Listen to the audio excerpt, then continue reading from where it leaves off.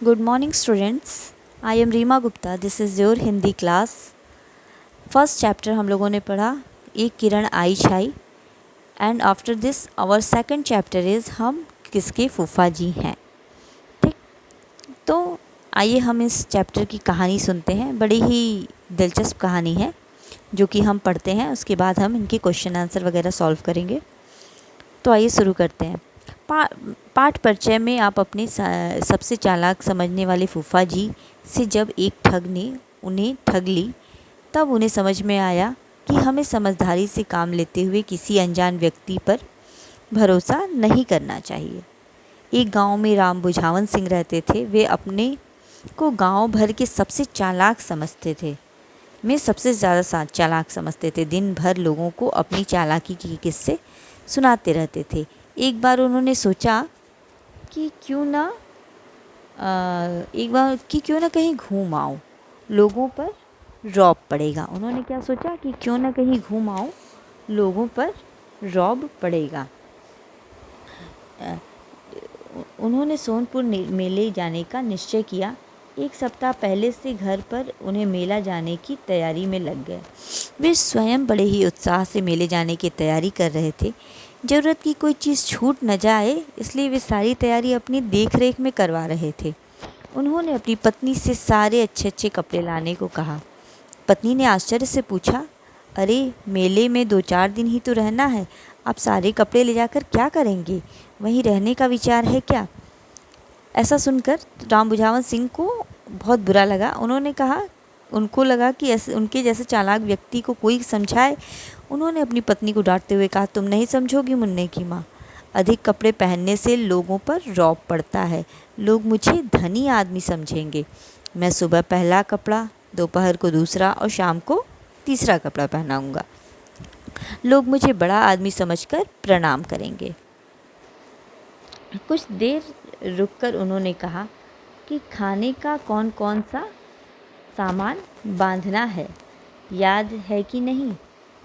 तो 50 बार बता चुका हूँ, पर तुम लोगों को क्या ठीक भूल जाओ. उनको लगा कि ये बार बार बता रहे हैं, मैं बताऊँगा तो ये लोग भूलेंगे नहीं. एक बात और सुन लो, पुआ, मालपुआ, पूड़ी, 2 तरह की सब्जी, अचार, चटनी, खजूर और सुनो, चूड़ा, मीठा, मकई एवं चना का भूजा ज़रूर रख देना. पत्नी ने ऊबते हुए कहा कि सब सामान तैयार है, आप निश्चिंत रहिए. कुछ देर बाद उनकी पत्नी ने डरते हुए कहा, मुन्ना कह रहा था कि यह सामान ढोकर ले जाने की क्या ज़रूरत है, सब सामान तो होटल में ही मिलता है. अब वे गुस्से से उबल पड़े. अरे तुम लोग मुझे पढ़ा रहे हो, मैं गांव भर के लोगों को पढ़ाता हूँ. मुन्ना ने अभी दुनिया नहीं देखी है. वो अपने गुरूर में थे कि उन्होंने कहा कि मुन्ना ने अभी दुनिया नहीं देखी है, सिर्फ किताबी बातें करता है. उन्होंने एक एक सामान स्वयं ही चेक किया. फिर उन्होंने बोरे में लोटा, बाल्टी, रस्सी, थाली, कटोरा, चम्मच, गिलास, तकिया, गद्दा, चादर आदि सरियाया मतलब सारा कुछ रखा, व्यवस्थित किया. पत्नी कुछ कहना चाहती थी, पर उसने गुस्से को याद कर चुप रह गई. वो सोची कि अगर मैं कुछ बोलूँगी तो फिर से गुस्सा करेंगे, इसलिए वह शांत रह गई. वे मेले में पहुँचे. चारों तरफ चहल पहल थी. बहुत से लोग नहाने के लिए नदी की तरफ जा रहे थे.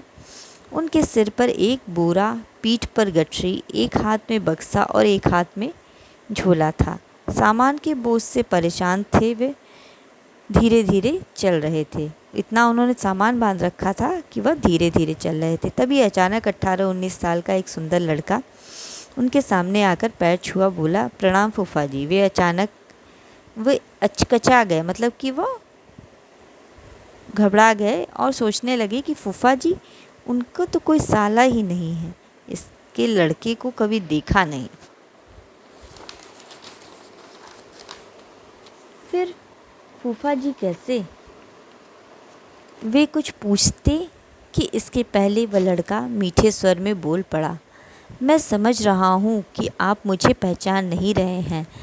असल बात यह है कि फूआ की शादी के बाद पिताजी का जन्म हुआ। आप शादी के बाद कभी आए ही नहीं, फिर भला मुझे पहचानेंगे कैसे? इसी कारण तो मैं कितने दिन से आ नहीं रहा था कि मैं जैसे फूफा जी को कहूँगा वह मुझे पहचानेंगे नहीं और मेरी बेइज्जती होगी, लोग मुझे ठग समझेंगे। पर क्या करूं, दादी जी की तबीयत बहुत ख़राब है, कई दिनों से होश नहीं है। जब होश आता है तब वह कहती हैं कि एक बार पाहुन को देख लेती। पाहुन यानी जो दामाद होता है उसको पाहुन कहते हैं, ठीक है। पाहुन को देख लेती, पता नहीं उनकी अंतिम इच्छा पूरी होगी या नहीं। उस लड़के ने कहा कि पता नहीं उनकी अंतिम इच्छा पूरी होगी या नहीं। इतना कहकर लड़का रोने लगा। राम बुझावन उसे चुप कराने लगे। लड़का फिर बोला, मैं गांव गया तो पता चला कि आप मेले में आए हैं। फूआ ने तो मुझे पहचान लिया, कहा एकदम अपने दादा पर गया है। उन्होंने मुझे आपका हुलिया बताया। राम बुझावन बहुत खुश हुए। उन्होंने कहा, घबराओ नहीं बबुआ, मैं तुम्हें पहचान गया हूँ। वे दोनों बतियाते हुए नदी के किनारे पहुँचे। राम बुझावन सिंह और वो लड़का दोनों एक साथ नदी के किनारे पहुँचे। लड़का उनके कान में फुसफुसाते हुए बोला, फूफा जी सावधान रहिए, यहाँ बहुत चोर चक्के घूमते हैं। उसने क्या कहा फूफा जी से कि आप सावधान रहिए, यहाँ पर बहुत चोर चक्के घूमते हैं। मैं नहाने जा रहा हूँ, आप मेरे कपड़े देखते रहिए, नहीं तो कोई लेकर भाग जाएगा। यह कहकर वह लड़का नहाने चला गया। नए नए बने फूफा जी उसके कपड़ों की रखवाली करने लगे। वे मन ही मन भगवान को धन्यवाद दे रहे थे कि उस लड़के को भेज दिया, वरना उनके सारे सामान की रखवाली कौन करता। राम बुझावन सिंह सोच रहे थे कि अच्छा हुआ यह लड़का मिल गया, नहीं तो मेरे सामान को कौन देखता। ठीक वह लड़का नहा कर आया, तभी वो उसे अपने सामान की रखवाली करने के लिए कहकर नहाने चले गए। वे ससुराल जाने के नाम से ही बड़े ही खुश हो रहे थे। सोच रहे थे कि नहाकर खूब अच्छा कुर्ता धोती पहन लेंगे और यहीं से सीधे ससुराल चले जाएंगे। अच्छा हुआ कि सारे कीमती कपड़े लेते आए। ससुराल में खूब ठाठ से पहनेंगे, वहाँ खूब रौब जमेगा। उन्होंने काफ़ी देर तक खूब देह मलमल कर नहाया। जी भर कर नहाने के बाद सामान के पास आए तो वहाँ उनका सामान न था और न ही वह लड़का। उन्हें लगा कि वे भूल रहे हैं, उनका सामान दूसरी तरफ है। वे जल्दी जल्दी उधर गए, पर वहाँ भी कुछ नहीं था। वे कमर में गमछा लपेटे हुए थे और शरीर भीगा था। भीड़ में जिससे उनका शरीर छू जाता वही उनको उल्टा सीधा कहता, पर वे इस पर ध्यान दिए बिना चारों तरफ लड़के और सामान को खोज रहे थे।